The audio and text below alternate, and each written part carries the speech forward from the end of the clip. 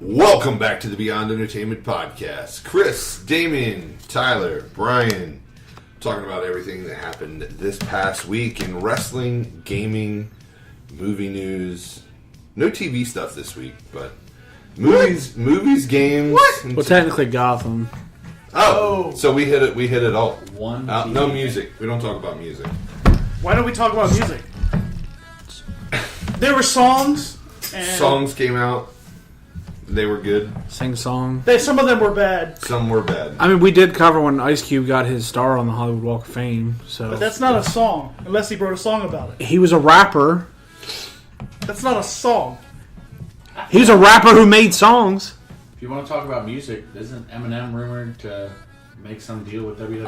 I think that got. The shut WWE, down. he's not PG for that. I think they're going to lose the P. You know what? We're getting ahead of ourselves. Yeah, that's... I'd like to welcome everybody listening to us on the... That's not right. I'd like to welcome everybody listening to us on the Coming Right Up Network on Live 605 Media. Make sure you check us out on Spotify, Spreaker, Apple Podcast. Apparently we're not on Google Podcast. They don't like us enough. I don't either. You got to submit to it or something? We got to figure that out. I don't know. Figure it out. Figured it out. Figured it out. If you're looking for us on social media guy, where can they find us on Facebook? Find us on Facebook at VE Podcast, guys. Where can you find us on Twitter? Also at VE Podcast, guys. Hey, Tyler, where can you find us on Instagram? At BE Podcast, guys. Man, this is a theme. Hey, Damian, where can you find us on YouTube? I'm sorry. It's Beyond Entertainment Podcast. I mean, Why you gotta mess it Well, up? technically, that's where you find us on Facebook because... But it's not at BE Podcast, guys.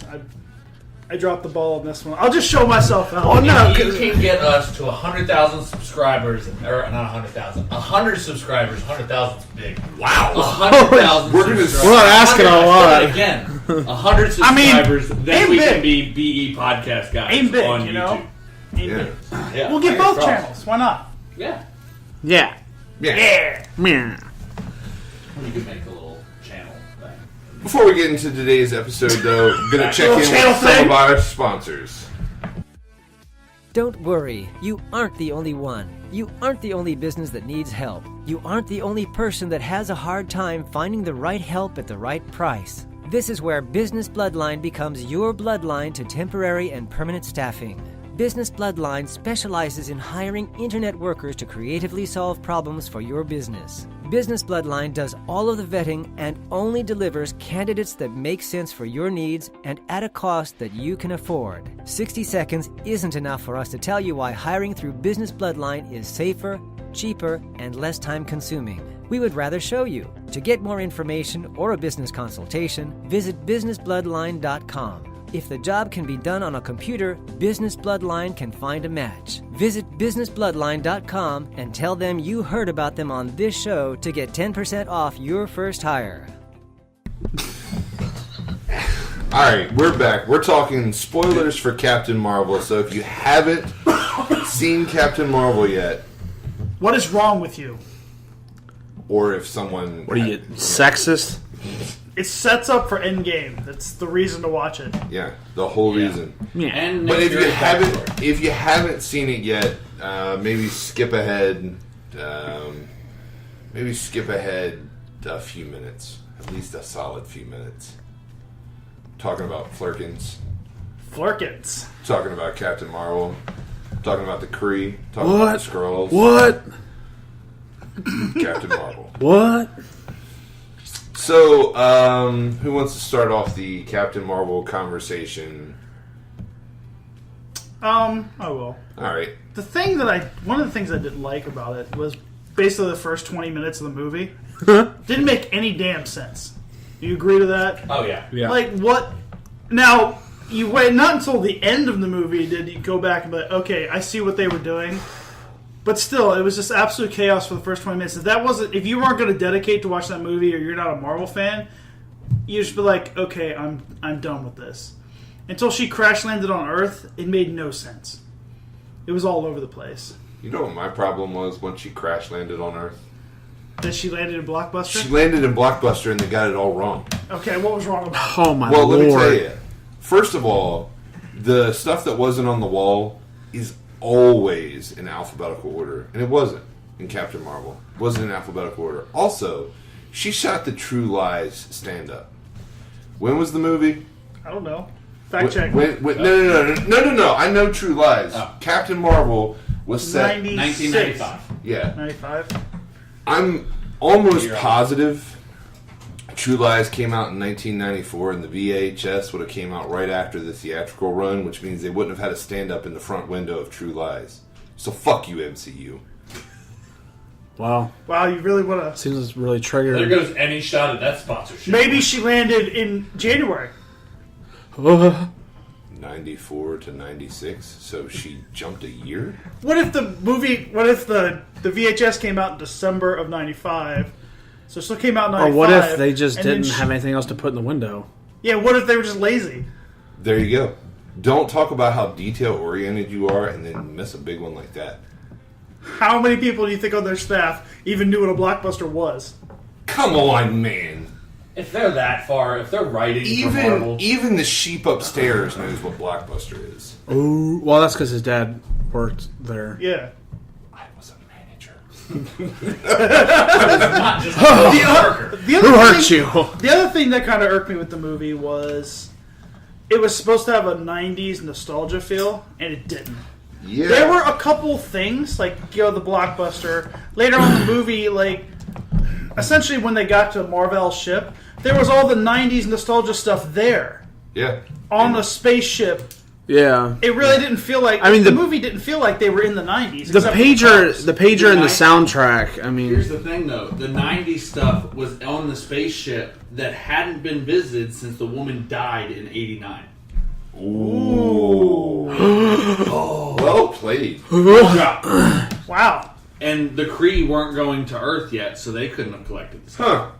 So, just like Blockbuster, MCU messing up. Dropped the ball again. Wow. Wow. I mean, this was no Winter Soldier, tied up loose ends. That's two big balls that they dropped. Two big ones. Wait a minute. Two That's very all, large balls. They dropped two very large balls. Yeah. This conversation's gravitating in the wrong direction. Yeah, Do we want to go around and say what we didn't like, and then say what we did? Well, you know what? Or- You said you didn't like the the first 20 minutes. Oh, yeah. So what did you like about the movie? I mean, when she finally realized what happened and got her powers fully unlocked, after she realized that the little device that she had in her head wasn't giving her the powers, it was suppressing them. Right. And then she fully awoke into everything. That was a really cool moment. And then she was just unstoppable. Yeah.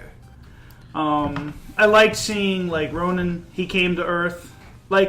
He was there. How weird was it to see a young Ronin without the war paint and all the other stuff? Yeah. That was. Very weird. I thought that was cool. Yeah, It was cool. It was a weird. nice that and what is Yep. Jackman Hansu? I know I just butchered that name, but from Guardians, from the original Guardians. That's what I said. That the black guy that was on her team, I was like, that's the guy in Ronan's crew, wasn't it? But he had stuff in his head. I was like, and I eventually I asked you Space later on. African, I think it was halfway through. I was like, that's the guy from Ronan's crew, right? It was Because I don't know the Kree, are they bad in the comic books? Or are they? Yeah, they're supposed to be. Yeah. Yeah. I didn't put that together not until as they was bad Ronan. as I was like, Skrulls. wait a minute. No, the Skrulls are super bad. Yeah. There's only three things that I really didn't like. One was, like you said, the first 20, 30 minutes was just chaos. Yeah. Samuel L. Jackson, how Nick Fury lost his eye was completely underwhelming compared to how he sold it before in the It was MCU. so funny, though. And it bothers me how much this is Marvel's Green Lantern. Yeah. Jet fighter pilot gets I didn't realize that until I saw that meme. unearthly powers, and then goes to work for some intergalactic space force. Well, with because weird. I followed DC closer than I followed Marvel growing up. Right. Ew. So to me, every Marvel movie, I always kind of to try to figure out who is the DC alternate. Version. Yeah. Well, if you want to talk about verbatim, the Marvel version of Green Lantern is Nova, because like the Nova Corps and all Nova that. Corps, right. But as at least as far as this movie goes, it's Green Lantern. Yeah. Green Lantern's backstory, so they stole that. Yeah. Sons of bitches. Yeah. What you did you like about it, though?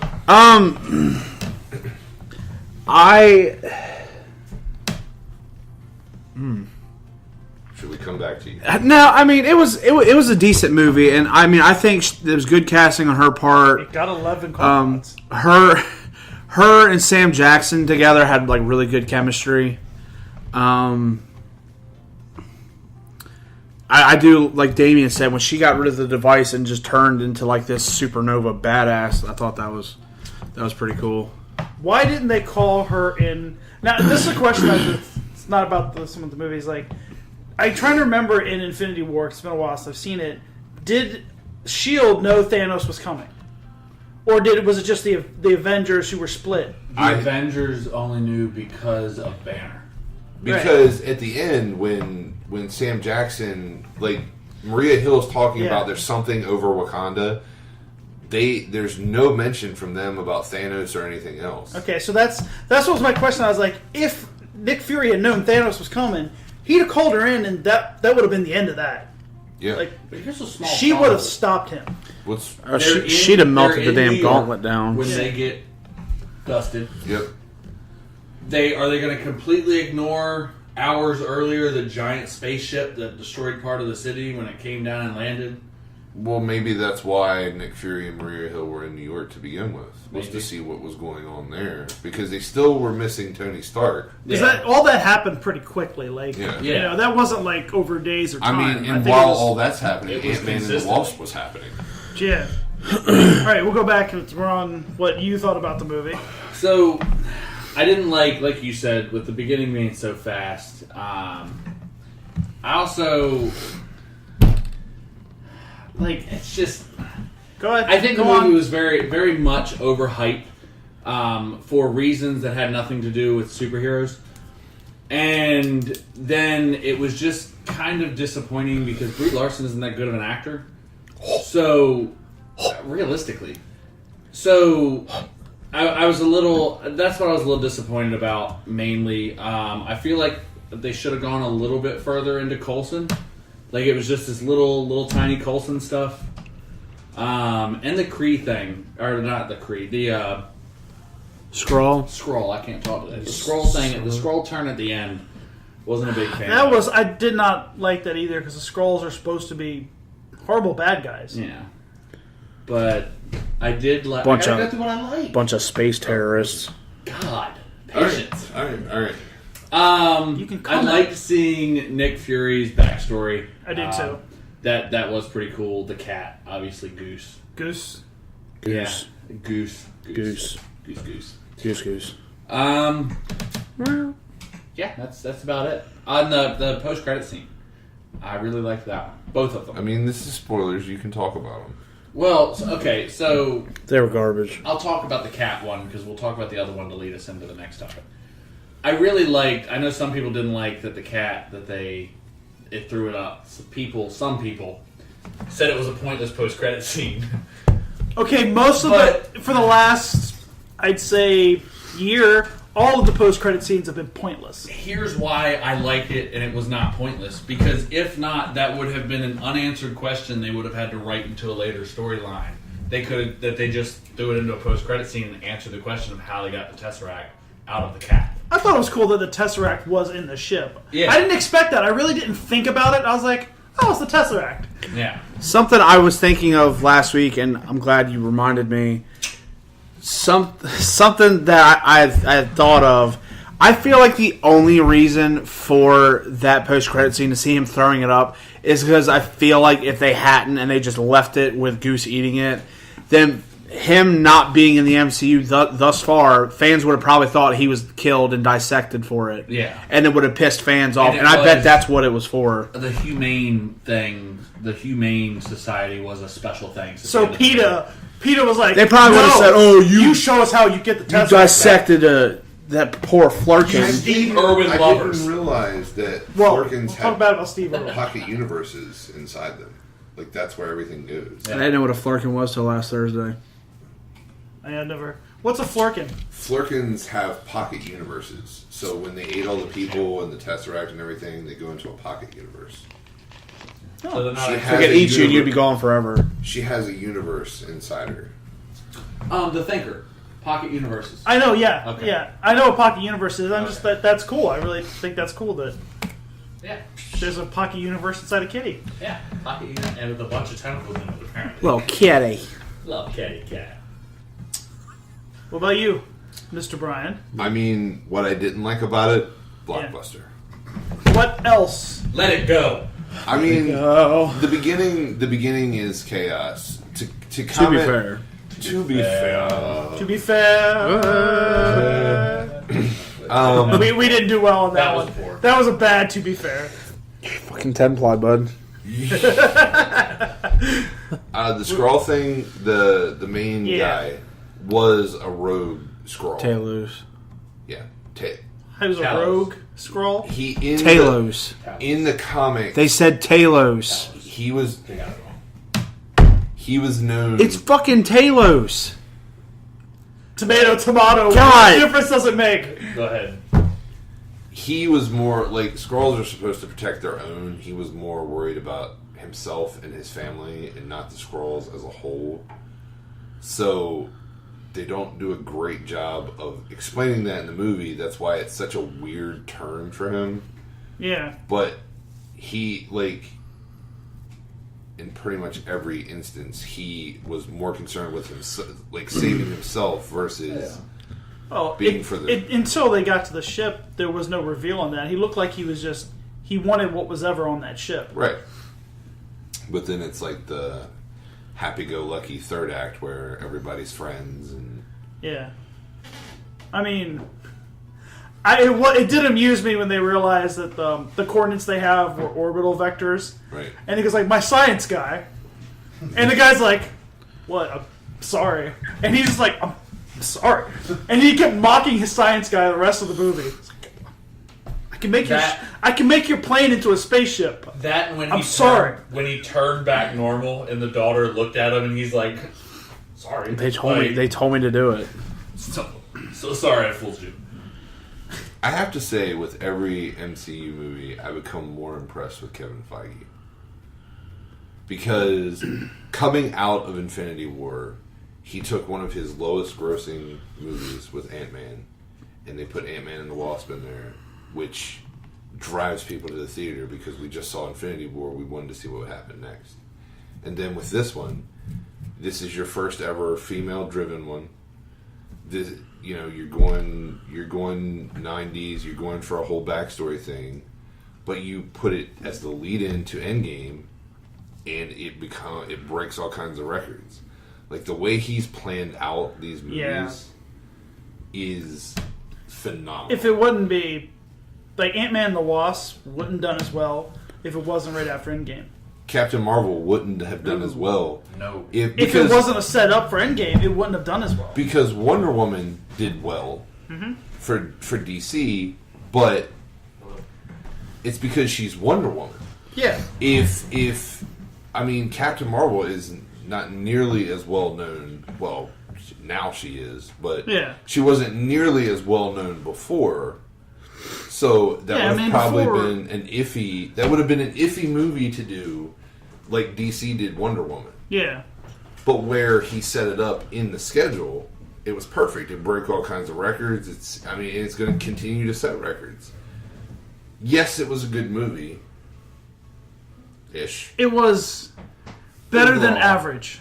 Yeah. It wasn't a great. To me, it wasn't a great movie. It was a. As good- far as the MCU It's 11 goes, kumquat movie. It's Yes. an 11 kumquats, and as far as fresh kumquats. where it fits in the MCU, I would put it somewhere in the middle, probably. Yeah. You mean timeline, or you mean quality? Quality wise. But when it comes to the kind of money it's going to make, it's pushed ahead exponentially. And unpopular opinion, they did it last year too. What do you mean? Black Panther was huge because it was the lead-in for Infinity War. said. Okay. You're right. It was. You put Black Panther back where Iron Man 3 was, no. and it's not going to do what it did. Nowhere near.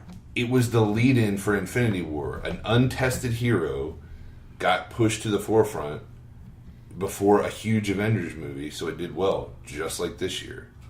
It's scheduling, not the movies. It's very, very clever. Yeah. Oh. And how about that Endgame trailer today? Oh.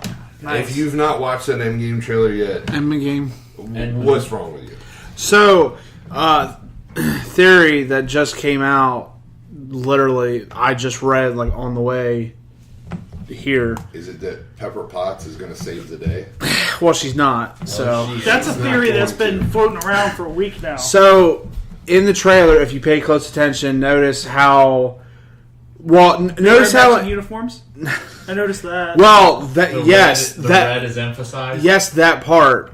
But so Endgame, Captain America is all nomad. He's all grungy, beard, long hair, all that. And then in the post-credit scene, I think he trimmed his beard, right? But he still had long hair, right? In the post-credit scene. For Cap. He definitely had long hair. I can't remember his facial. Anyway, so notice how a big thing that's been sort of confirmed is time travel in Endgame. So they're saying, isn't it weird how they're doing time traveling and we see Cap in his Avengers 1 outfit and all that? Isn't it weird how Cap in his new Avengers uniform in the trailer has that old hairstyle and the clean shaven face? What if Captain America dies somewhere in Endgame and they go back in time and bring that one forward?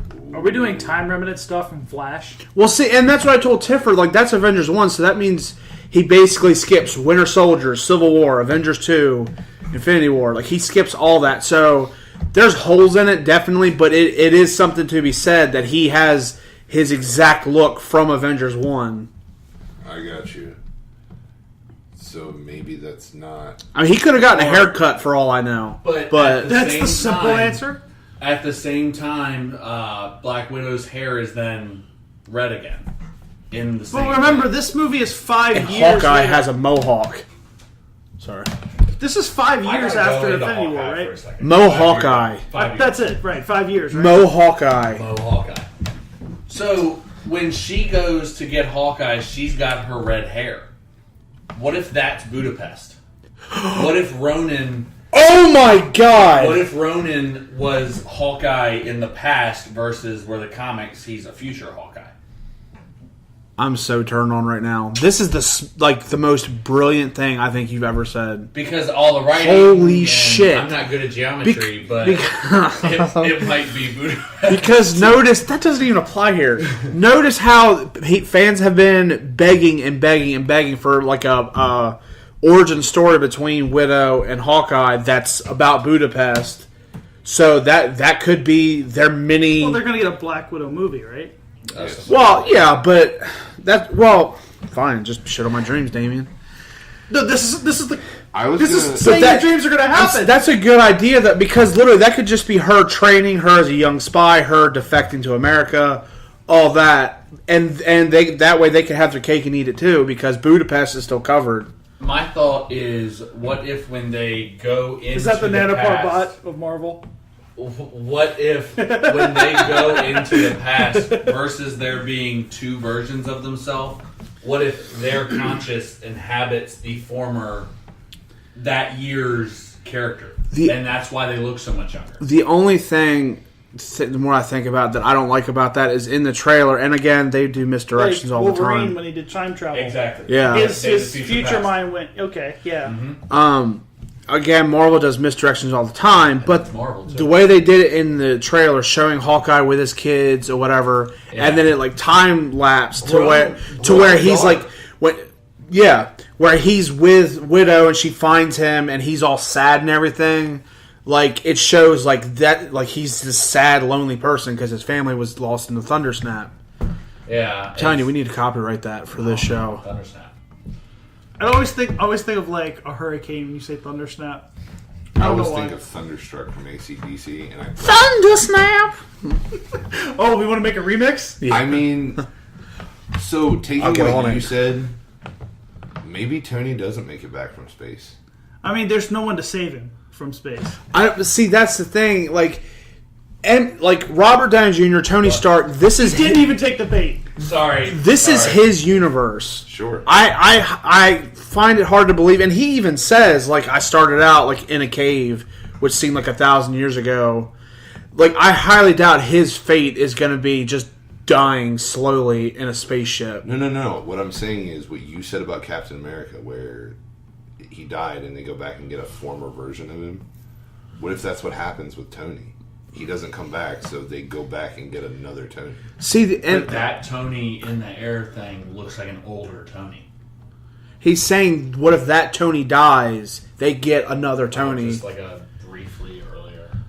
What they're talking about doing the time travel. Assuming they do the time Well, hold travel on. thing and get everybody up there, and then assume the idea is to stop the thunder snap from ever happening. Then you could then if you do that, you erase everything from that point in time, so they never get taken out of their time. So it would go back to right at the thunder snap. Right So- now, we're arguing time travel, and this is a conversation that'll last 4.5 hours. Yeah. Okay, Yeah, so I mean, to slightly we're gonna record time 4 travel. episodes, guys. It's gonna be a to be continued talking about time travel. Also in that trailer, and they did it with that little Super Bowl teaser too. How come they're emphasizing the red?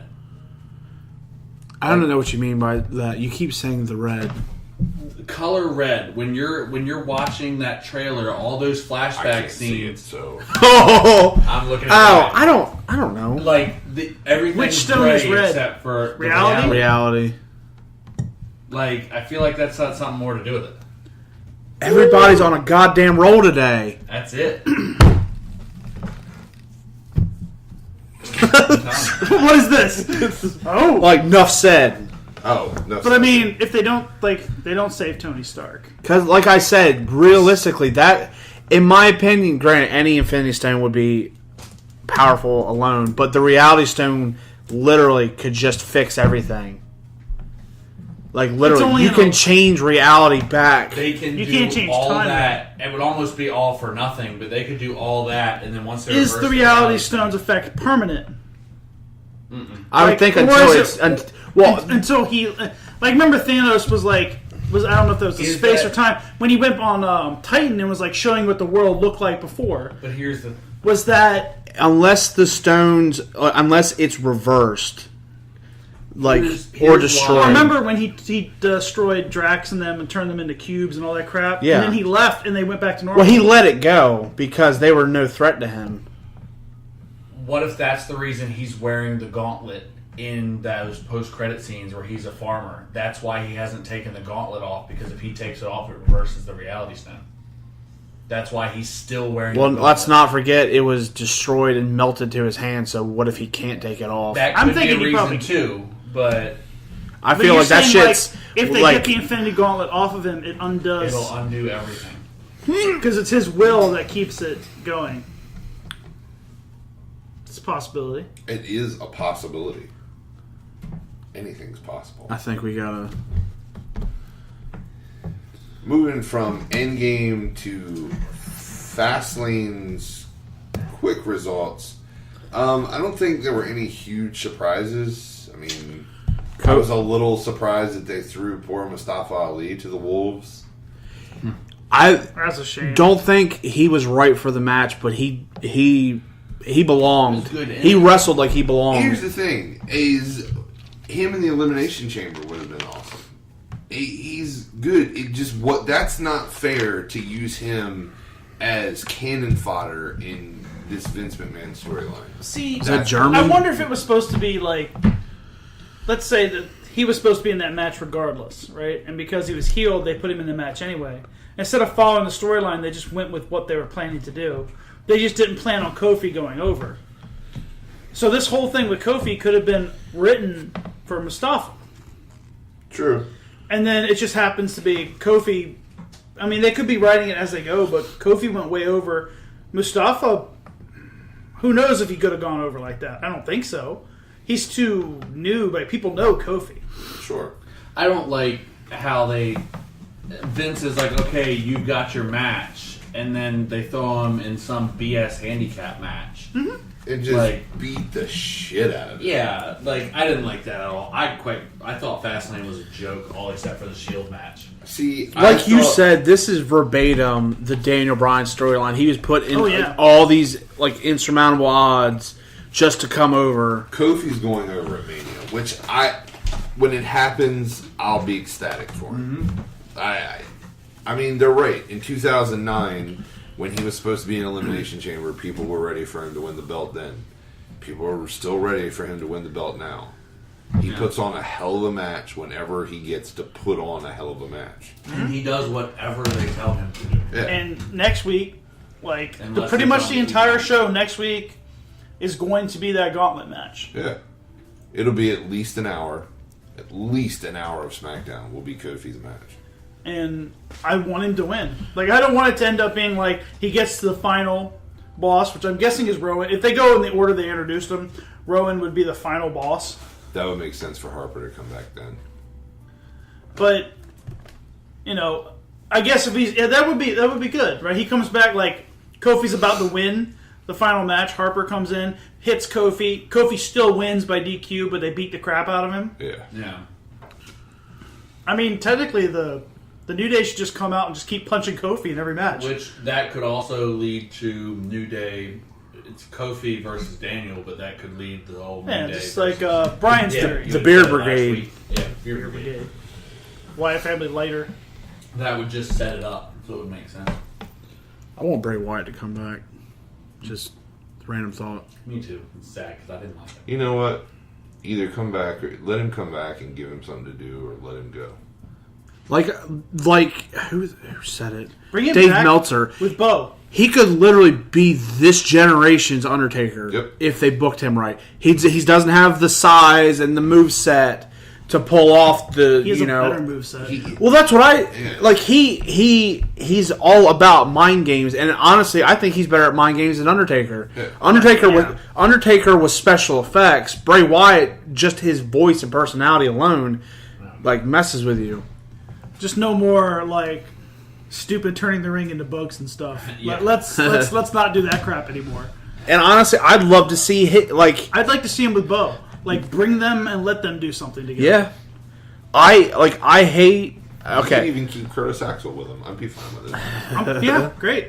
Perfect. Make them a little stable. Or It could literally be the Wyatt family, Yeah. I mean, Yeah. I thought the U.S. title match at Fastlane was really good. Yep. that was damn good. I mean, A lot of good spots. A lot of good spots. A little nervous when what's his name? Almost Cien. Andrade. That's I just go with Andrade. 'cause when I he don't did his understand. spin off the top and hit Joe, and then Mysterio jumped out and did the Hurricane Rana. Like that was chaos. Yeah. They had that match well organized. Yeah. There were most of the spots went fluidly. I did see some where there was pauses, but like, okay, they're waiting for this. I would like to just say, called that Miz shit. Called that Miz shit. The Miz match, that was okay. The Miz top rope moves, he did not pull them off well. I did like the coast to coast to hit the Uso in the end. That was cool. a cool spot. Like, the thing I didn't like with the Miz match is the Miz's frog splash was awful.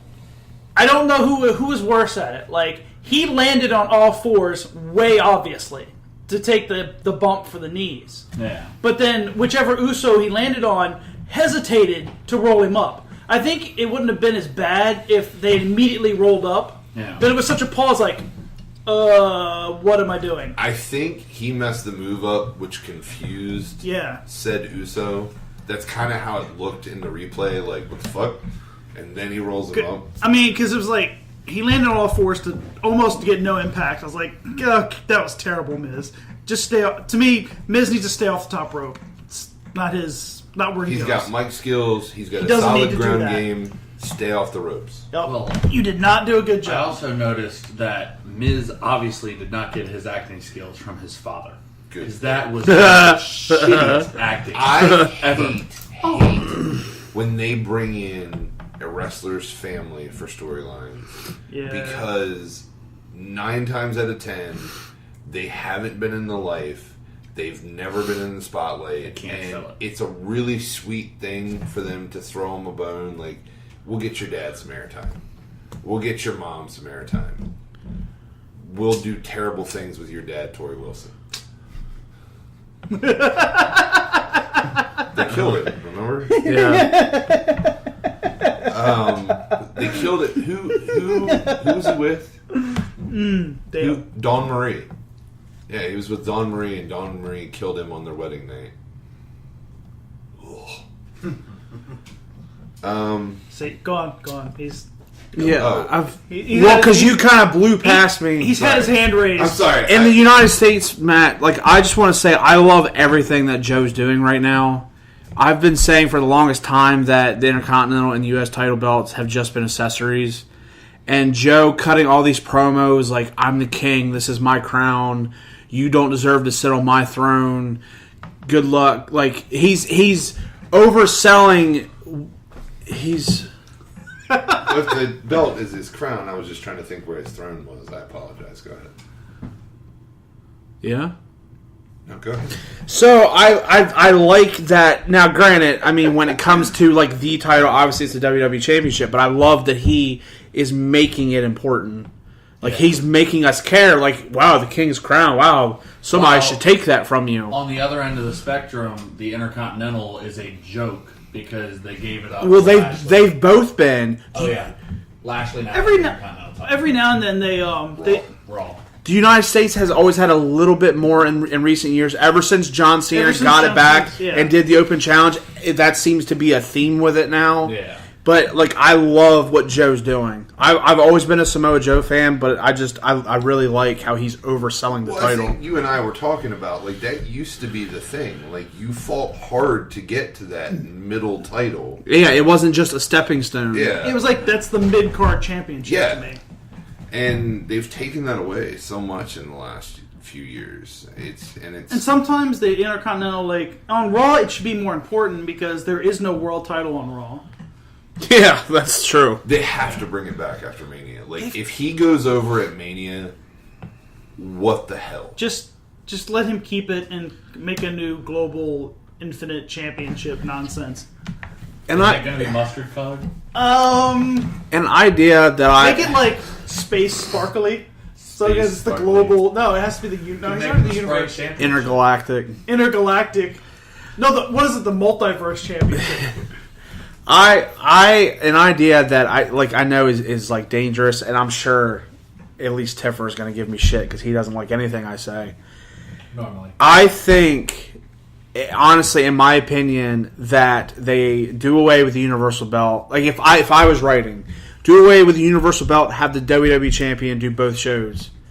I feel like it makes it that much more that you are the single like- like most. the women's tag belt. But I like Well- that's what they did before. What he's talking about. Yeah, I remember. But like, it makes you the single most important person in the company, other than like the women's division. Like instead of just being, hey, I'm the guy of Raw, hey, I'm the guy of SmackDown. Like, I'm the guy. I do like that idea. Yes, there is a butt coming. With In your tone. yes, but not we this detect kind. the butt in your tone. well, one reason I don't like it because I own a Universal title and it will become useless. Well, I get But that. With It'd be worth more. SmackDown- With SmackDown now going to Fox, Raw will probably never see that title now. If Unless do. they merge the brands again, like they've been teasing. maybe. Well, I think Fox is going to screw WWE. they're going to end up on FX quickly, Oh yeah. or one of their other Or, subsidiaries. or One Food or- Network or something. That's why they've given them it. I was thinking about it. That's why they gave them such ridiculous numbers to hit, so they can easily be like, "You're not hitting the numbers we needed." I ain't got no problem with them going to something They'll like be on FX. Fox, right? I mean, FX is it's not Fox, But he's syncing everything. All they're missing is an O. We're going to Fox. We're going to Fox. It's going to be this huge Oh. thing. oh, Because Fox is available everywhere. Yeah. Everywhere. Antenna, cable, True, satellite, it's- whatever. but they haven't been Everywhere. on that. Everywhere. They haven't been on anything like that ever. When's WWE ever been on a broadcast station? NBC. When? Saturday Night Main Event. Well, USA, that's what it started as. When national cable... Hashtag GFM. Well, to be fair... That was a much better one. To be fair. The only reason they were on NBC is because they own the USA Network, and it's all part of a thing, and that was part of the deal is they got so many Saturday Night Main Events, but they tanked so bad they stopped doing it. So, on Raw, Lashley won the Intercontinental title. Yeah. Anything else big happen that we haven't covered? The Shield thing, I like that. Basically what happened, for those of you who haven't watched, Roman was jumped by McIntyre, so Seth went out and they got him, and they're walking back in the hallways, and then Dean joins them. So they convince Roman to go get checked out. Dean goes and gets Triple H and was like, I want McIntyre now. And Triple H is like, all right, I'll go get him. Goes out in the ring. McIntyre beats the ever-living shit out of Dean Ambrose, but Dean Ambrose keeps getting back up. It was actually a pretty good beatdown. It was towards the end, and then it was completely one-sided, and they just bitched Ambrose, which part of me feels like it's punishment for leaving. It could be, but Well, they put his head in that rail, and then he Claymore kicked him inside of like a guardrail on a piece on stairs. It all came off. I mean, which broke. Yeah. Well. Yeah.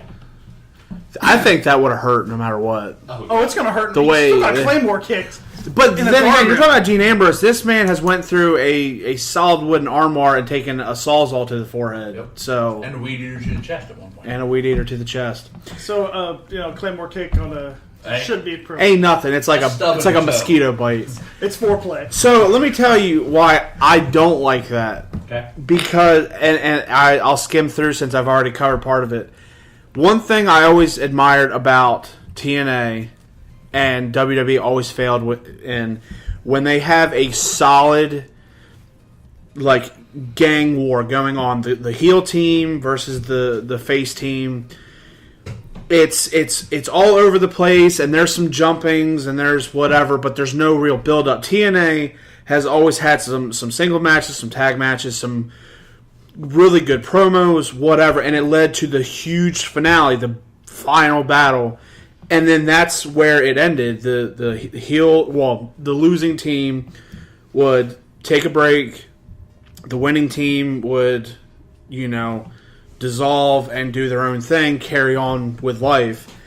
WWE, like, the Shield was just slapped together with heel Team 6, and out of nowhere, and Randy Orton. They won. Shield won Fastlane in impressive fashion, and all of a sudden, nothing's changed. I mean, I like that about McIntyre because he's kind of like that, like you can't get rid of me attitude. Yeah.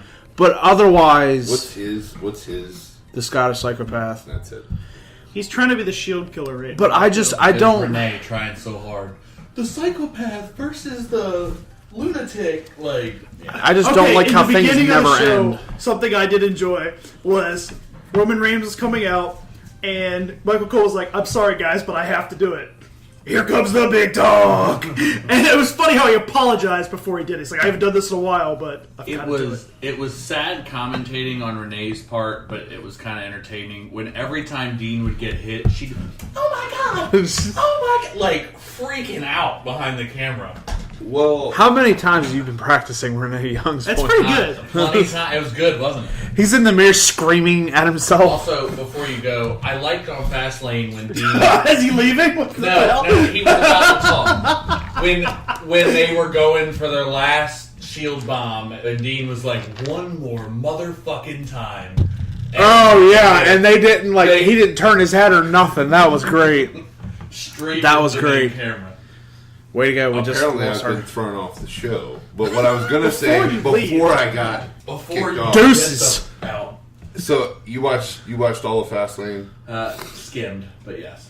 He didn't. Do you think that Corey Graves was told to fucking apologize and stop his nonsense. Oh, The way he Yes. was going, and then he was like, "I'm sorry, you'll find no bigger Shield fan than me." And yep. I came up with these guys, so we're all good And friends. at the same time, it's like, are you a heel commentator or a face commentator, What are you? or just a pain in the ass? I pain in goes- the ass. Because He goes. him on 2K just makes He you want to goes strangle too him. far. That's what the thing is with he. There's a line, and he always goes too far, and then he has to be like reined back. The in. last 2 pay-per-views, he's had to be like, I'm really sorry about this, you guys. I like Dean Ambrose. I'm a He's a twat. nice guy. Renee, I think you're just delightful. Anybody else find it funny though how it was Michael and not Corey that announced Harlem Heat going into the Hall of Fame because of all Corey and Booker's beef? Oh yeah, I forgot about Michael Yeah. Cole is. He's been there longer, but He's the announcer, well, yeah, and he's but the head. So I would have. It would have been nice if Corey, after all the crap he started, would have had to be the one to say. it seems "Oh, like yeah. they're going in." Well, continuing. Some other things happened on Raw. Bautista came out. with his- Bautista? Bautista. Drool Tista. Drooltista. God, he was drooling. Terrible promo. Oh my God, yes. Like, he only said one thing. What did he say, Tiffer, the whole time? Give me what I want. Give me. Can I spit while I do it? Is I that- would prefer you don't. I Oh. really want to. I always pictured you more of a I swallower. would But need he a just, 5-gallon bucket. that's all he kept saying. Like, it amused me when he came out. There was a good minute of nothing happening, and Triple H is like, are you going to stand up there and be a nose ring model, or are you going to say something? Triple H, like, just dominated. I mean, Triple H, it was Triple H's promo, and Batista was just standing there. I think you just like Triple H. I do like Triple H, but Batista was terrible. He didn't do anything. Oh no, his solo. I don't get his He outfits. Like, he's always very sparkly, and his nose ring, He's his hanging out nose with Robert ring Downey Jr. too is much. very blue. Like, what is it? Is he like little leaning to the He other pulls side? it off. He does, but now He doesn't look like a Batista's trying to bedazzled like brick shit Here's house. the thing with Batista in the promos: is his one promo with Flair was great. Him dragging the camera guy in, dragging. You mean when he Flair out. had one sentence? Yeah. You you always have your speak attention once. now. Like that was good. And Yeah, then you that go was. to repeating over and over. And over. So he can only have one line in his Exactly. promos. This time he was a long promo, so he just had to keep repeating that one line. Exactly. He only has Spit one all line. over the mic. Give me what I want. That's what I wanted was a match. And Triple H, it was such. How long did that go on before he was finally like, I'm not going to give it to you. I'm not going to give it to 5 you. minutes. Like, I was like, come on, like this isn't going anywhere. Then he's like, finally, you can fight me. It's like you guys have been teasing this forever. Like we knew this was coming. Yeah. Then he's like, okay, but it's gonna be on Since my last terms. WrestleMania. No holds barred. Okay. That was really no surprise. Since before last WrestleMania, because he's been getting interviewed like since the first Guardians. Like, would you ever return to the ring? I would. I would want Triple H to retire me. Like he's been saying this shit. What you want to quickly recap SmackDown, and then we're gonna let him have his Rousey time. It's gonna I be mean, short, pretty Rousey. most of SmackDown. I didn't watch Kofi. that. The Kofi Kingston storyline. There wasn't a whole lot else. I mean, the New Day came out. There was the fight with let's see. There was the big 8-man tag match, which then broke down, and in the end, the New Day comes out and completely gets rid of everybody in the ring. Now the Hardy Boys, Aleister Black and Ricochet, they kind of left on the way, but then like it was the Bar. What else was it? Kind of sound like you said Party Boys. Party Boys. And I just got this whole other image of them in my head because like Jeff's done No, enough it partying. was the Bar, Shinsuke, and Rusev, because Rusev and Shinsuke are the ones that stopped the New Day from saving Kofi. And they beat the crap out of the Bar and Shinsuke and Rusev. And then they get later on, it's like, okay, here's the announcement. You know, Kofi gets his shot at WrestleMania if he goes to that gauntlet match. And that's going to be, I think he's going to do it. Yeah, I do too. They called him, in the interview, they called him a B+, which is exactly what they called Daniel Bryan. Yeah. The interview, like, I liked how they do it. Like, Xavier and Big E are talking about Vince, yelling at him. Basically, they're the angry ones. And then Kofi just stood there, didn't say anything. And then Kofi did his little grievances, like, I don't complain. You know, you do all this, everybody passed me over, I don't complain because I love doing this. And he never really, I mean, he's like, I want my shot. He's like, I don't deserve it. Because Vince made his point is like, you deserve it? Nobody deserves anything. I don't deserve anything. You don't deserve anything. These people don't deserve anything. Yeah. Sons of bitches. And Kofi's like, I think I've earned it. And after Kofi, Zack Ryder's next. Come on. He needs to be coming back. Woo, woo, woo. To make You know it. All right. He puts on good shows. He does. Tell And me he's a pop collector. everything you Right. know. So don't you like him? Yep, that's You why like I it? You like his pops? I do. I like his pops. All right, Tiffer. This is starting to sound weird. Ronda Rousey. So, I know, you all hate this. I hate Ronda Rousey. He said, Let's make one thing clear. I don't like this whole thing she's doing about with oh, you guys booed me out of the stadium. I do kind of agree that's a little whiny. The part of what she's doing I do like is the whole anti-authority thing.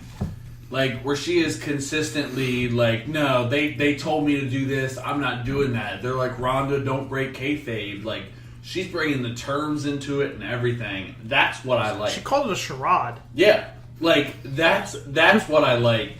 what are you, Latin? Her, yeah, and I don't like her when she came out on Raw and gave her little spiel. I did think that was kind of stupid. But in It's all... whining. To be fair, we're not going to do it. To be fair. To be fair, Don't say we're not going to do it when She's someone new. says to be fair. she's new and she's doing what she can with her mic skills. And it's... We don't have the fourth curtain because I kicked him out.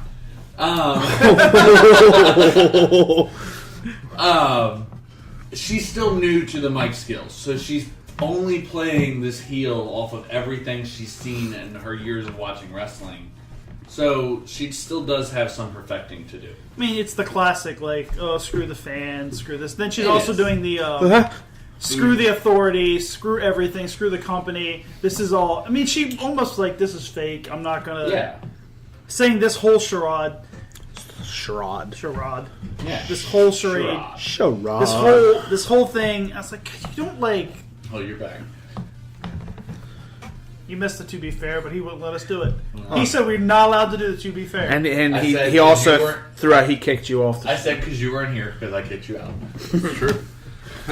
Before you go, Brian. Oh, this is how it happens. It's a coup. But yeah, that's really all I got. But do you to have say any about thoughts on? Nope, not gonna give her the time of day. Thank you. He hates when we do this kind of stuff, though.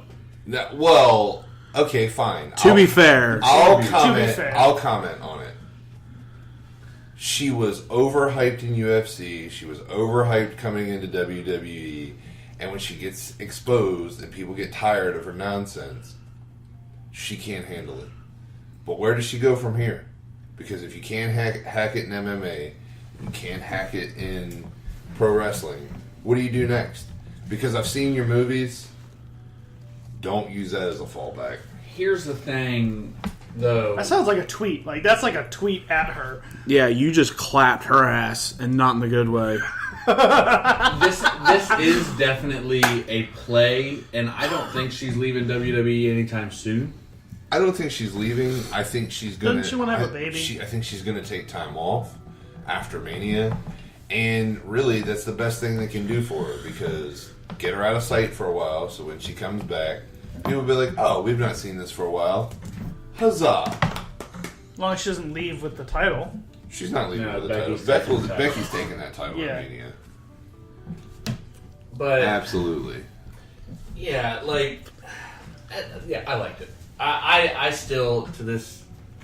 We were talking about earlier. Oh yeah. I still to this day, I just think it's a good play. And one thing I don't like is she said it's fake, and I don't think everybody else knew. People like Mandy Rose commenting on it.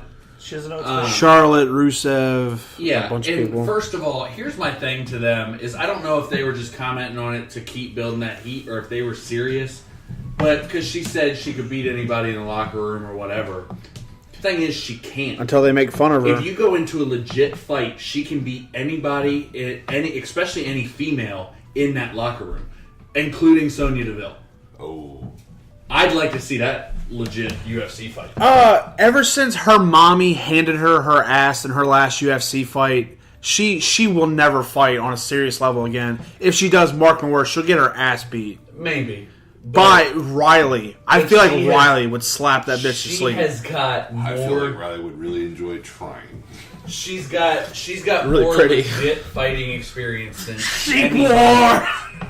anybody. I'm not taking away her accolades and all that. My issue with Ronda Rousey, as I've said 1,000 times, was she impressive in the octagon? Yes. My point was when she was beaten and she threw out suicide and retirement and all this cry boo-hoo, whatever, all because you lost. That proved that her UFC momentum, her career was nothing but an undefeated streak. As I've said, Conor McGregor,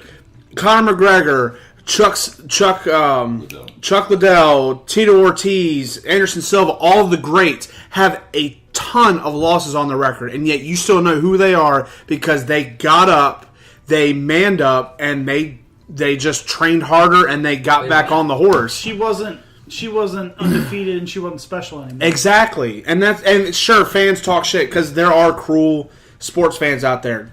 Yeah, fuck them. You're getting paid millions of dollars to punch faces. Conor McGregor, who's the toughest UFC fighter in his run, he lost, and as big of a shit talker as he is, he was like, he's a better man. He got back on the horse and kept going. He didn't cry and whine. Exactly. If she just got back up, be like, all right, she probably got complacent because she was winning. And granted, Amanda Nunes, the one who I referred to as her mommy earlier, she didn't really fight her mother, did she? She is a bad bitch, and Ronda may have lost anyway, but she was so in her head, that's why it didn't go past the first round. Yeah. That's why she got slapped around, because that first hit, it was like post-traumatic. Yeah. Because before she was doing 16-minute matches, or 16-second matches, knocking them out first hit. There's a lockjaw pop. What? I gotta buy it. You're telegraphing. That's good. That's a nice tease for later. Yeah. Tease for what? Something that happens later. Sounds sexy. No, it's lockjaw. Oh, yeah. You should pay attention. So that's the end of my Ronda stuff. I'm done. It's the end of your round of stuff. End of my round any of more stuff. wrestling? Any more wrestling news? Any more wrestling stories? Not much really on. Oh, my lord. Apparently there is one, guys. I was talking to Tiffer. So AEW is going to get massive cameos. So Chris Jericho has been cast in the reboot for Jay and Silent Bob, and said part of his deal for being in the movie, they have to appear on AEW in some aspect. Like That's going to be great. Yeah, exactly. That's Also, just awesome. If you haven't watched the drop the mic between those two, it is fucking amazing. It's amazing. Jason Mewes and Kevin Smith. Yeah. Oh. Jay and Silent Bob. I know who they are, yeah. Yeah. I know those two. It is. You really. He's like, can I tell know. his drug use in that one. Oh, Jason yeah. Mewes, like his face has changed, Yeah. and not in like a he just grew older. It's like a Yeah. meth. Yeah. I see Not even once. I see He hit the meth. heroin pretty hard. Yeah, Just it kind of made me sad. Like it kind of makes me sad. Not surprised though. To me, he doesn't even talk. He doesn't even talk the same. not surprised though. To be fair. To be fair. Too much meth. I'm not too Fake out. I'm not to be fairing too much heroin. But to be fair, I mean, no to be No. fair on heroin. yeah, we get it, kids. Don't smoke meth. But I mean, let's be honest. No, No, honest with what? Breaking Bad is not real. You shut your mouth. that wraps up the show on the Coming Right Up Network. If you're listening to us on the Live 605 Media, if you want to continue listening to the show, there's still a lot more to go. Head over to Spotify, Spreaker, or Apple Podcast. Sorry, Just YouTube. or well, if they want to keep listening to it, like right now, they can finish it. Okay, all right. You never. YouTube comes up this weekend. Like they're not going to be able to listen to the rest of it Well, right now. hashtag GFA. So thanks for listening on the radio network. Everybody else, hold right on. We've got a whole lot more show. Here is Bob He owns a business. Bob had his uncle's cousin's nephew build him a website. Unfortunately, that website looks like a website that was built in Bob's uncle's cousin's mom's basement. Don't be like Bob. Let a professional build your website. If you want an affordable website that looks expensive and a website that can be found by your customers, visit don'tbelikebob.com and let them know you heard about them on this show to get 10% off. All right, welcome back. Was that on when I said that, or It wasn't on. all right? I just realized that the commercial ended and I was watching your nonsense. Smooth transition, fail. Yeah, so if you just came over from the radio show, welcome. We failed to back If up you've been first. listening to Spotify this whole time, or Apple Podcasts, or any of the others, Ka-chow. we're still here. Good job. Moving now to gonna do some gaming news. Gonna read the. Has anybody else heard about the Google news for gaming? No. There isn't really any, except there's an announcement. Oh, there's an announcement that suddenly my Wi-Fi is like, yeah, we'll get there when we get there. They announced Project Stream in partnership with Ubisoft. Today, well, actually Tuesday, they announced that they would reveal what they consider to be the future of gaming at the Game Developers Conference 2019, which is later this month. They've never really been big into gaming in the past. What's the project called? Well, they announced Project Redford? Stream, but That's not it. that's not what this Okay. is. Former Ubisoft producer and Motive Studios founder Jade Raymond was just announced that she's a VP at Google. So, given her background, Background. given her background, That was it almost shows racist. that Google is serious about gaming. And with some of the rumors floating around, they're saying it could just be a dongle that plugs into a TV and you play it that way. It's a console. All the way to Kind of. they've actually announced that it could be. It said stream. I thought it was going to be another. That's a different streaming project. service. That's a different project. Yeah. That's what I was. You gotta confused keep up, Flash. Stay out of the streaming stuff. It could also be an Too ultra powerful popular. console, which would be their very first console. with. Well, I don't think it. I mean, it could be a console, but if it was, there'd have been patents filed, and maybe people wouldn't have paid attention to it. Like Reddit users, when Sony files a patent for a chip or something, they're like, they're like, oh, it's got to be the new chip. It's got to be the PlayStation 5. It's got to be this.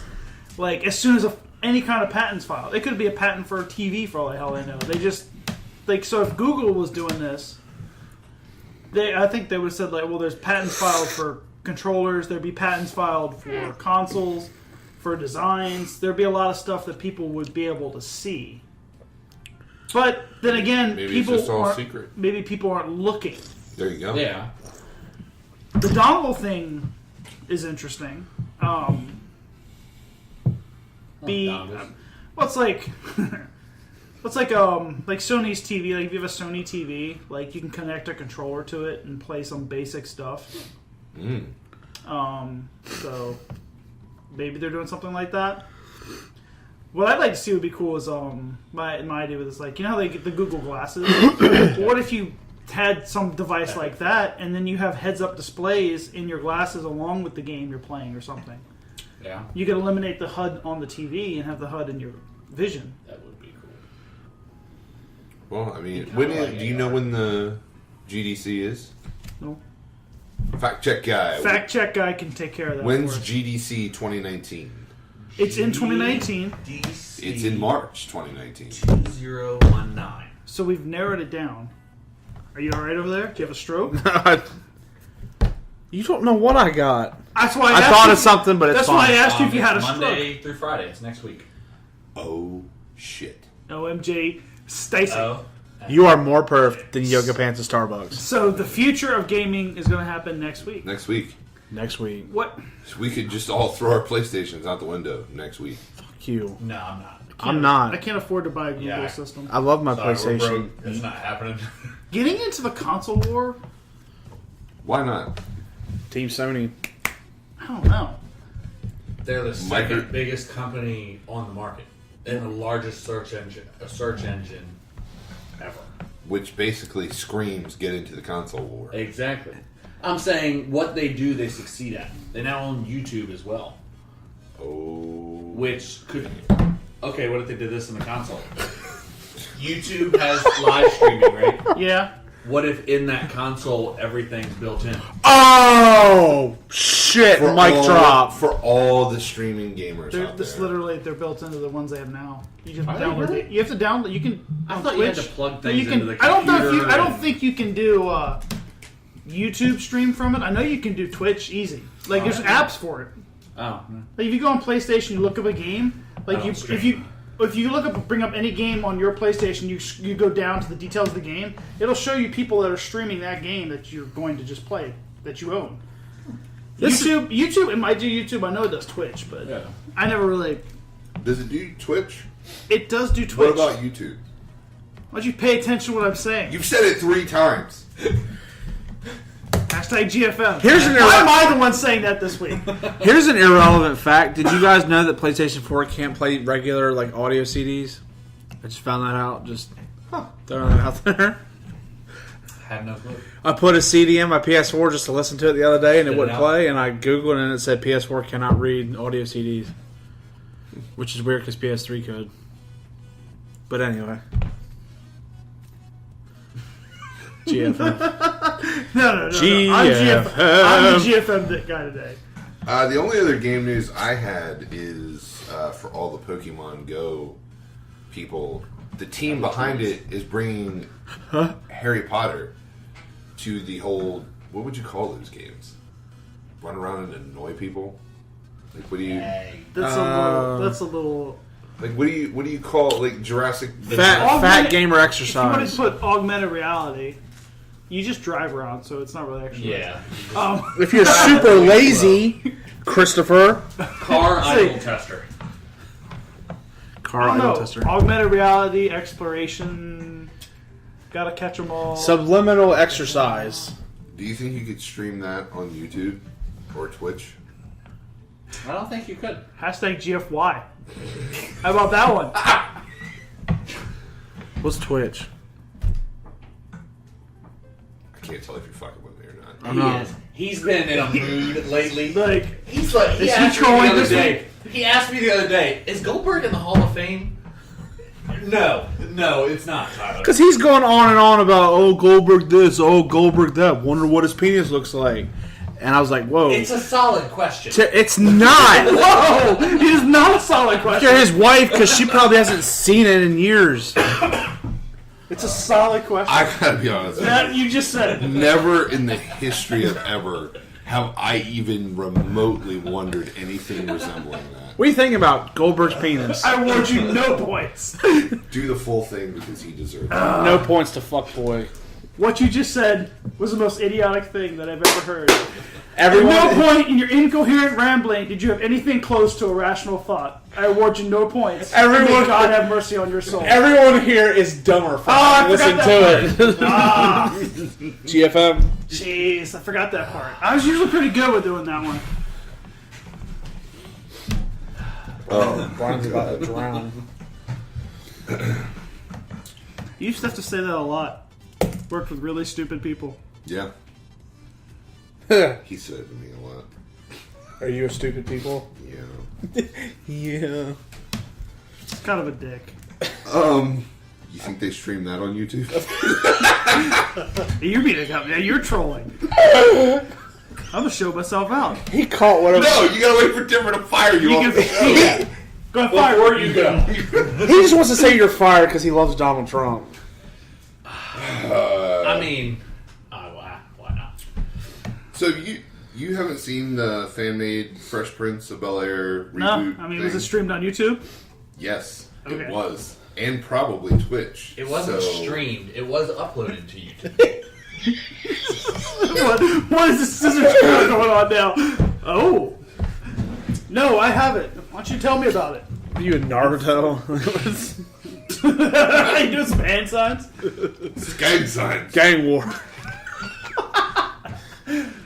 This makes a lot of sense with no video showing what we're doing. Well, we got a YouTube. What are they talking about? Do we have a camera? No, we got to use Just upload random gang signs. The video. Okay, that's gonna be good. This is close to what Brian was doing. We can live stream. You don't want to. Too much nudity. I was going to say, we still... That's why he's We wondering could what just his live OnlyFans stream looks it like. on like Pornhub or something. We still do the podcast with our pants on, and you want to put that on like Facebook Live, I'm not.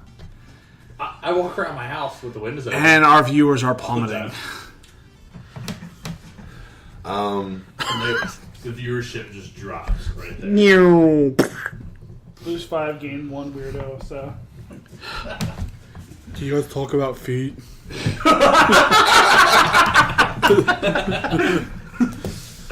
oh man. So Fresh Prince of if you haven't seen it, like it's hard to explain. Okay, It's not. Okay. It's not. It's a grittier version of the show, but in a movie. Ta-da. wow. Hashtag GFM. That Not was, let me explain it. yep. So you want to take Gotham? just moving on from that. Nothing to say about Gotham. You put it on the list. But you were like it's some big thing. It's just we got our Suit has finally been revealed. yeah. We finally get to see him as Batman.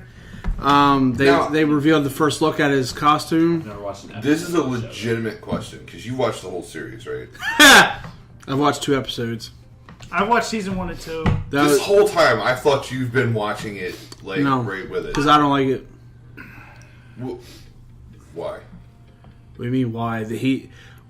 Like Gotham has just been in pieces, and his villains have come into their prime when he's like growing pubes. So you're saying when he becomes full blown Batman, he's just beating up a bunch of geezers, just going to the old folks' home, just punching people in the face. One depressed. That's the last rice pudding you take, Joker. Joker senile. Well, while Brian's dying, Tiffer's going to give him out the mouth. He's probably gonna fire him first though. Before you go, die outside. Can you do it outside? I'll have to clean it So up. something that was revealed, it was a couple weeks ago, so I was kind of late getting to it. Patrick Stewart and Hugh Jackman have both received from the Guinness Book of World Records the both world records for the longest time portraying a superhero, which is cool and all, but I kind of have a problem with because I'm playing the crowd cheering. because I thought you were having a seizure. Which irritates me because Kevin Conroy, who is literally the voice of Batman, I mean, we can all agree if Batman were real, like that would be what he would sound like. So what are they basing that on? Hours played, hours in film. Like years, like when X-Men 1 came out to when Logan came out. Is that just like consecutive? Because didn't a couple other random people voice Batman in between?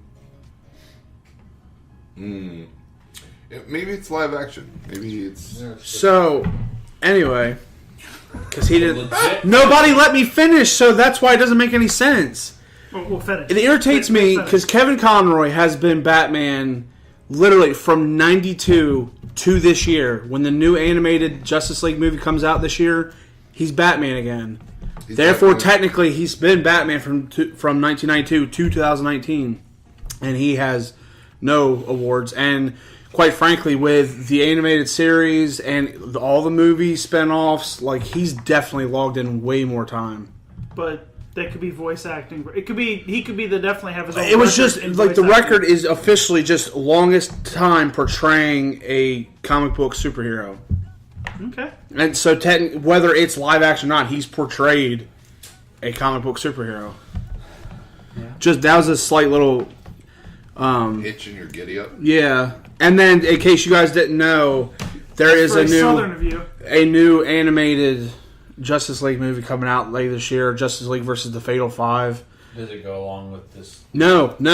That's what's so weird. It's so old animated series Superman and Kevin Conroy's like Batman, along with this weird ensemble of Justice League people versus this futuristic versions of their villains. Like this weird robotic, because I watched the trailer today, this weird robotic Lex Luthor, He has a suit, I guess. Or is he a cyborg? He's like part cyborg. Okay. But like the Justice League is weird because it's like a female Green Lantern, Mr. Terrific, which do you guys remember from Arrow? Mm-hmm. He's in there. A couple other small time guys, but the thing that messed me up was that that they've had a newer style, like newer costume, voices, whatever of these superheroes, but these are like the 90s Superman and Batman leading the charge. So it feels out of place. It comes out, I want to say late spring. March 30th, 2019. Not even close. Early spring. Early spring. In Batman Beyond live action, since the Batman will not be suited up, would you rather see Michael Keaton or Kevin Conroy as Bruce? Oh, Michael Keaton. I mean, Kevin Conroy has the voice, but he's never been Batman like live action, so it wouldn't make much sense. Yeah. Yeah. Venom 2 news. You had Venom 2 news. Those of you who don't know, Jared Leto has been cast as Morbius, the living vampire, which is a famous Spider-Man villain. I think this would be a wise cast choice because I feel like Leto can have the creepy goth vibe that Morbius has. It's anything like this weird pimp Joker. So, and they've basically confirmed a full Venom verse because Morbius is going to be in Venom 2 alongside Carnage. So this means we could see a whole slew of Spider-Man villains under Sony. Venomverse. Yeah. Well, that's what they're calling it because it's going to start with Venom. It's way better than the Dark Universe. Is that what they called it originally? Or the Sonyverse. No, that was the Dark Universe was the Mummy and oh God, Dracula. That went nowhere. Yeah. The only other thing I had is for the Disney Plus streaming service, they've announced that they're going to do the What If series. We've got to get that sponsorship. We talk about them on every not DC Universe, the Disney Plus streaming. We talk about them too. We talk about both of them. Let me tell you, if you're not watching Doom Patrol on the DC Universe, you're missing out. There's your plug. I'm not watching. Well, GFY. Then you're missing out. GFY. That was. But the What If, you said the What If series. The What If series, which was basically, I mean, do you want to explain that? You explain comic stuff better. Me? Yeah. Oh. So it's a whole collection of storylines that just a small little cog in the comic machine is changed. Huh? Like what? What do you mean, like what? Like what kind of changes? If you'd let me finish. So my favorite one. My favorite one is the Punisher kills the Marvel Universe. So in this, Frank Castle, the Punisher, his family is killed by or during a mafia shootout, and that leads him to want to take revenge against all crime. Right. Well, in this universe, they are killed during a fight with the X-Men and the Brotherhood. So he blames all of superheroes. He shoots Cyclops in the head on sight, and then he leads this whole thing against every superpowered being in the Marvel Universe. So basically, one small detail is changed, kind of like the butterfly effect, and it just drastically changes the history of everything that's happened. And it's a lot of what if scenarios, and none of it's canon, and none of it quote unquote happened, but it's interesting to read. It's what if, Gotcha. The one that led the charge was Marvel Zombies. which was so much fun to read. I take it none of you guys have heard of it. I have. I've heard of it. I've read it. It's they turn in like so. It's like your regular zombie apocalypse. Like just the dead return to life and spread the disease. The difference is with the superheroes is they become undead and everything, but they become like an evil version of themselves. So they still have thoughts and they can talk and all that. They're just a demented version of themselves looking to spread the disease. Do the villains become good? No. Like everybody's wiped out. I think the last one to survive at the end is Black Panther with one arm and one leg. Like it's crazy. They eat the Silver Surfer and explain how ripping his skin off was like aluminum foil and eating his meat underneath gave them cosmic power. So you have these cosmically superpowered zombies. Robert Kirkman wrote it. Who's Robert Kirkman? The Walking Dead. Yeah. I didn't know that the guy he what? wrote it. The guy who wrote I didn't think it would Dead. have much significance. Oh, that's cool. It's cool. I didn't think that either you had read the Walking Dead comics, so that's I read why. the comic books, but I watched the show for a while. I have read the Walking Dead comic books. GFM. I like how you sing it. Parley time. Chris. Ding. Damian. Tyler. Chris. Oh, I'm sorry. Why don't you tell us what the parlay is? It is who. No, you got to do the whole opening. Remind me again. After fans have viewed Captain Marvel, the world around loves Goose. Goose has become the centerpiece of the movie. So the idea is, who is the greatest animal sidekick in all of TV and film? Got it.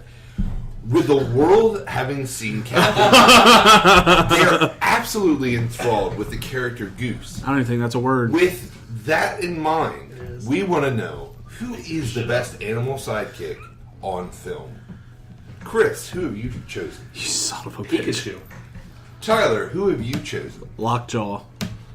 Damian, who have you chosen? Abu from Aladdin. Since you won the last parlay Powerful monkey. with Super powerful monkey. with Squirrel Girl, you will be able to choose the order in which people argue. Who goes first? We'll let Tyler go first. And then... Then I'll go. And then... And then Tifa. All right. I've never gotten to go last. We usually before. make you go first. I know. I've never gotten to go last. All right, Tyler. Let me get the 2 minutes up on the clock. Lockjaw is the greatest animal sidekick in film. Go. I think Lockjaw is the greatest. He is known as the goofy, lovable dog sidekick to the Inhumans, and is probably, next to Black Bolt, the most powerful. He is their main form of transportation. He can travel to anywhere in the universe that he desires. He has super strength, super speed, all the traditional stuff. His jaws, where he gets his name, are powerful enough to chew through just about anything. He's never chewed through adamantium, but he has dented it. He has swallowed the Infinity Gauntlet before, which is the most powerful weapon in the universe. He has psychic abilities. He's this adorable, unstoppable machine. He has been in several cartoons. He's been in the recent TV series of the Inhumans. Yeah, I'm done. Oh, that's it. Okay. Yeah. All right. Damian. All right. Abu Yep. is the best animal sidekick in film. Go. Different approach than what Tyler did. Tyler went for a powerful creature. Abu is very lovable and very likable. I like animal sidekicks that are not able to talk, so they have to express themselves in different ways, creative ways. Sometimes body language, little noise and stuff. So that entertains me more than one that can talk. Thing with Abu, he is very, very loyal to Aladdin. They're best friends. They've been together for a long time. Abu is a lovable little monkey, very clever, very cute. Everybody likes the character, even when you watch the movies or the TV show. He is a thief, a very good thief. Bit of a kleptomaniac, as you see in the scene in the first movie when they go in to get the lamp. Who is it that ends up destroying the Cave of Wonders? It's Abu, because he goes and he grabs the ruby that he's not supposed to touch because it's very shiny. So he does like shiny stuff. So Abu likes, because of going with the whole klepto thing, he does like to steal and stuff. He wants to keep his rewards, but the dynamic between Aladdin and Abu, they go back and forth. Aladdin tries to, sometimes gets a little irritated with him, and then Abu does show like a little bit of his friendly side and stuff, like giving, because Aladdin always wants to give away what he gets, and Abu gets kind of mad at that. But he's been in the TV. He's been in lots. He's been in the 3 different movies. Puts up with a lot of crap in those movies. He's been in the TV show where he was mostly a lot of comic relief. But I think that Abu is a very likable, very lovable character. Definitely entertaining. Not powerful. Not gonna be able to fight or defeat anybody. He's not gonna swallow the Infinity Gauntlet or anything like that. But I do think that he's a good sidekick. Very loyal to him. He's a good one. So close. You almost didn't. The post. It's not Jesus. You got post right this time. Oh, never mind. Dig the pole. Nope. I already Messed it up. Pole ding Messed it. it up. You can't even ding your own pole right. I know. I can't do anything right. Tiffer. Pikachu is the best animal sidekick in film. Go. In TV and film. So my choice GFF is Pikachu. So he is the best sidekick because, first of all, crazy powerful with his electric things. He can evolve. Neither one of y'all can evolve into a more powerful being. Not only that, but the purpose of this is somebody who stole the show. Not only did he steal the show, he became the show.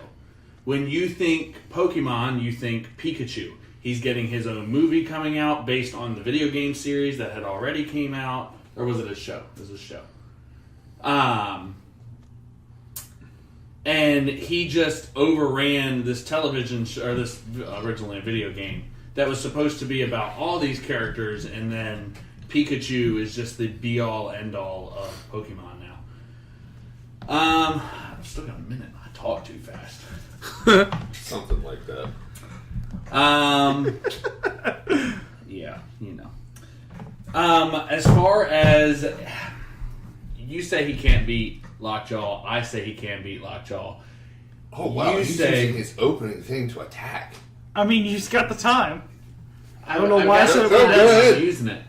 I think he is the most powerful out of any of ours, especially over Apu. He's also freaking adorable. So, another reason to steal the show. What are you looking at? I'm pretty sure it's Abu. Is it Abu? It is Apu. ABU. Sorry, I'm not the... Isn't Abu from It's Simpsons? Boo is from The Simpsons. It's a boo. You can cut my time. I've only got 10 seconds left. I don't have much more. Oh, okay. Wow, I mean, I do like your move of starting the attack in your time. You know. Because Could we get a quick podcast about film and TV and film? Could we change his handle to Chris Trollbusch? Because that has to be what he's doing every time. Yeah, there's no way he believes half the shit that comes out of his mouth. Oof. All right, 1 minute. You guys didn't vote on it. Oh, I'm sorry. All in favor of him henceforth being known as Christopher Trollbusch. how are you calling out his name? Well, sort of. Trollbusch? Trollbusch. All right. Okay. Tyler, Abu and Pikachu suck because... So, it's not so much about power as it is why they are the greatest sidekick. It doesn't get much more loyal than a dog. And he has always blindly loyal the Inhumans, whereas your electric little rat has left Ash in the dust 3 or 4 times. So, not too loyal. Electric mouse. Doesn't matter. There's no way he can beat Lockjaw. Lockjaw is a god in a dog's body. He's impervious to electric attacks and most physical attacks, which is all Pikachu has. And Abu is just a sassy monkey. He is a sassy monkey. He's a cute Lockjaw has unquestionable loyalty, making him the greatest animal sidekick of all TV or film. And I'm done. Damian. Well, Hold on. I haven't done your lead-in yet. Damian. GFM. Lockjaw and Pikachu suck because... Well, I was just gonna say if you want to go with loyalty, there's no one more loyalty than Abu. He goes through everything, like all the stuff that Aladdin goes through, from getting turned into an elephant, almost getting killed, like nearly sacrificing himself. Like he is absolutely loyal to anything that Aladdin does. Lockjaw's, to all the Inhumans and everything. So, I mean, Pikachu, like, he has left Ash in the dust. Yeah. You didn't really give any specifics about like why he's a good companion. You just like talked about his powers. Okay. Like Pikachu, he has his powers, but why is he a good companion to Ash? So, I mean, I just what. That's about all I really got for my rebuttal there. It's just like, okay, Damian. Okay, Damian, okay. Okay, Damian. You got a problem with Canada Gooses. You got a problem with me. That's just let that marinate. You got a problem with Pikachu, and you got a problem with me. It's just to let that marinate. You brought up good points. Lockjaw my monkey and has a Apu sword. from The Simpsons aren't the best companions because...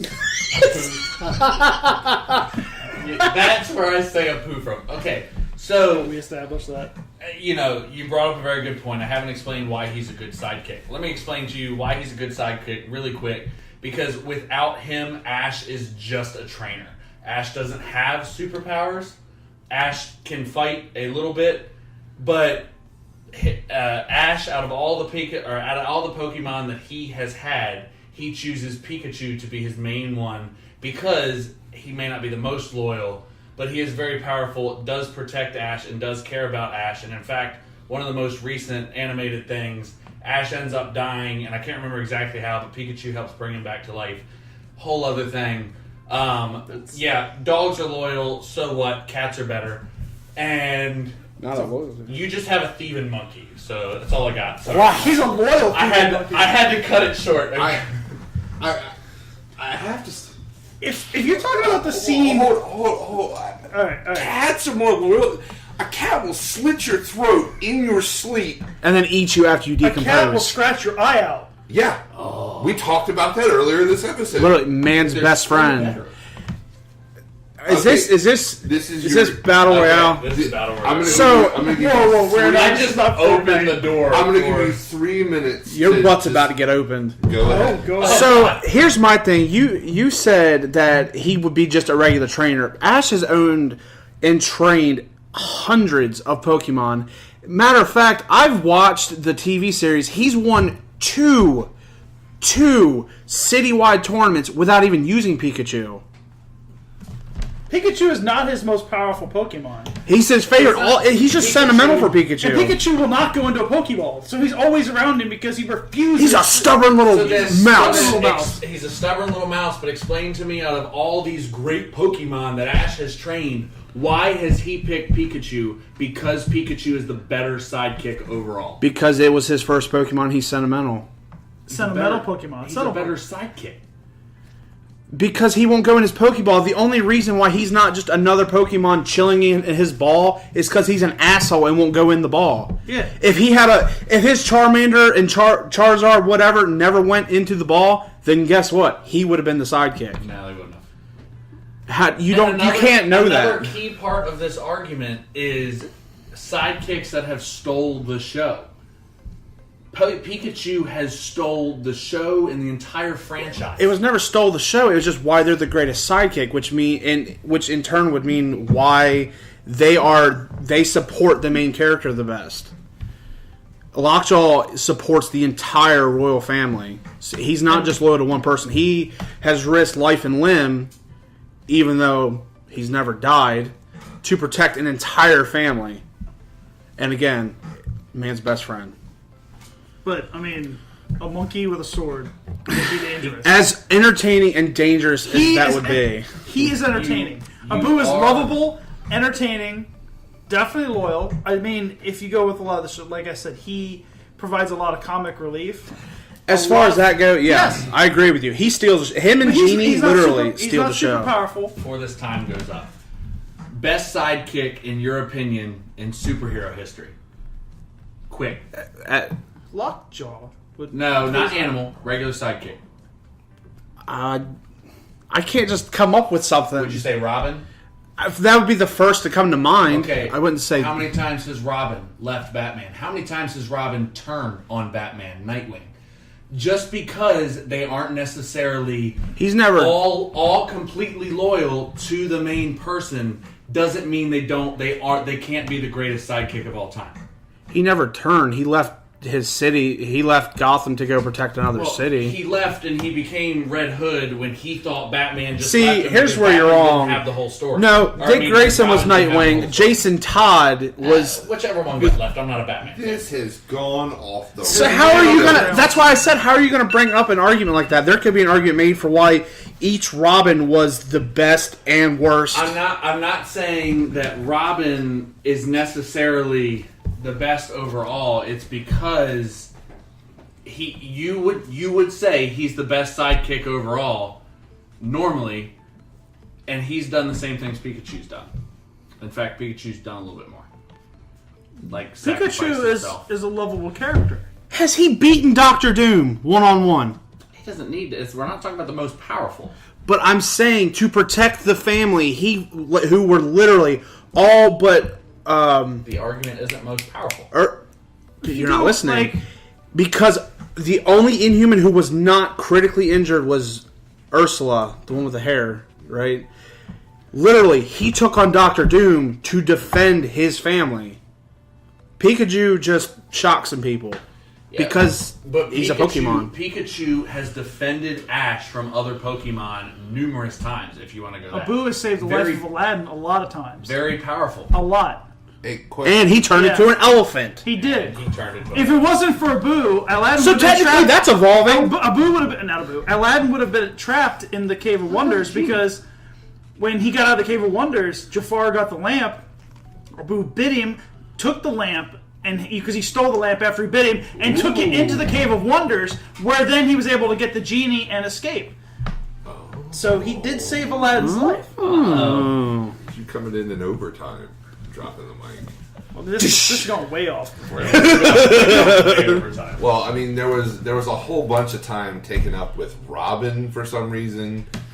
Because the reason I bring in Robin is because their biggest rebuttal to me was that he has left Ash and he's not the most powerful in this. My rebuttal to you was, but my point, unless you can pick apart Abu or Lockjaw's, I have a legitimate loyalty. I think it's time for the moderator. You don't need to pick it apart to win. I have a legitimate question. That's how you win a debate. Hey, Dag Nabbit, I have a legitimate question. Judge. No, because me and Mr. Trollface gotta have a coming to Jesus. Part of a debate is destroying your opponent's argument to make you seem smarter. All right, wait. Let the moderator speak. Okay, fine. Tell him to stop starting shit. I have a Pokemon. God, show it.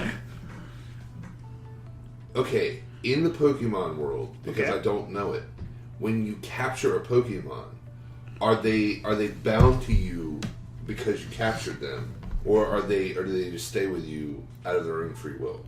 If you're mean to it, it can leave you. Like mostly it's in the TV shows. Like if you're a dick to it, it can not listen to you. Like some stay and just become shittier and meaner Pokemon, but they are known to leave. Charizard Not Charizard. Charmander, Charmeleon. I always have trouble saying He them. started his He started- attitude with Charmeleon, but Charizard was where he was a dick. He was a dick to Ash. He wouldn't listen to him, wouldn't do anything. And it's actually one of the best moments in the series is when... Because he keeps evolving into Charizard, and Charizard won't listen to him. It's one of the best moments in the series when Charizard actually accepts Ash as his trainer, as his... Kind of like your owner, a pet owner. He finally accepts it. It's a really good moment in the series. It's like, okay...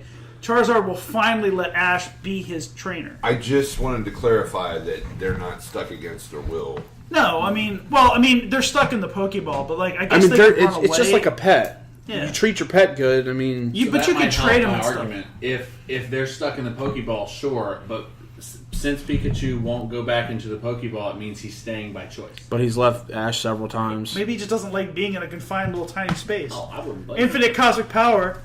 It could be a nice penthouse apartment inside that Pokeball. You I don't know. I've never been in one.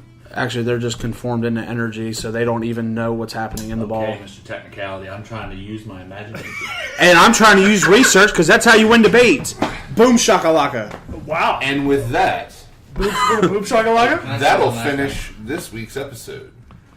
Thanks go out It was to a all long our- one. It was 2 hours. Thanks goes out to all our listeners. We'll catch you next week with a much shorter episode, probably.